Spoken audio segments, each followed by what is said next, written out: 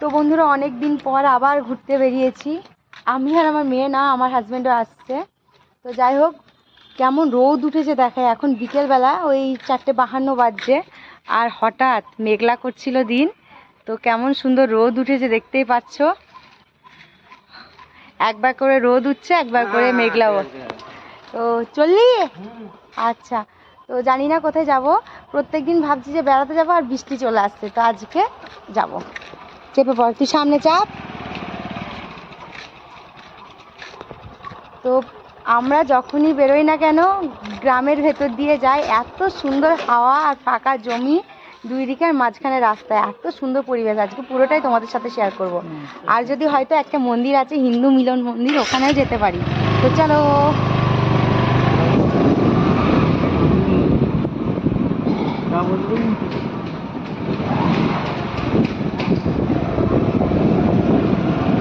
চললাম।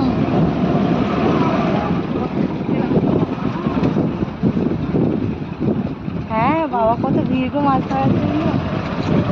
আমরা অনেক কদিন মাছ ধরিনি। সেই দিনকে লাস্ট ধরেছিলাম, কারণ পুঁটি মাছ রোজ রোজ ভালো লাগছে না। দিনের বেলা একরকম মাছ রান্না করছি, বাজার থেকে কিনে নেয়, আর পুঁটি মাছ বাছা রান্না করে একদম ভালো লাগে না। তো যাই হোক, চলো একটু ঘুরে আসি। ওয়েদারটা দারুণ। আমার পাংশু জুতোটা ভিজে, তার জন্য আমি এই হাওয়াই চপ্পলই পরেছি। এই যে এই জুতোটা পরেছি, আর কিচ্ছু হবে না। আর আমার হাওয়াই মানে পাংশু জুতোটা মানে একদম ভিজে ডবডবে হয়ে আছে।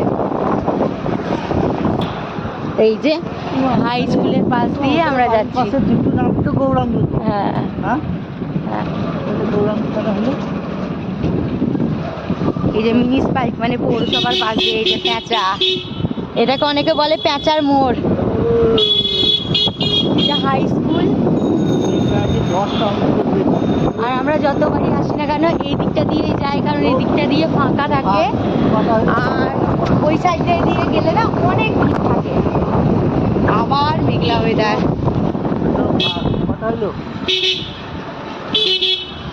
আজকে অনেকগুলো অঙ্ক করেছে। জয় শনি মহারাজ।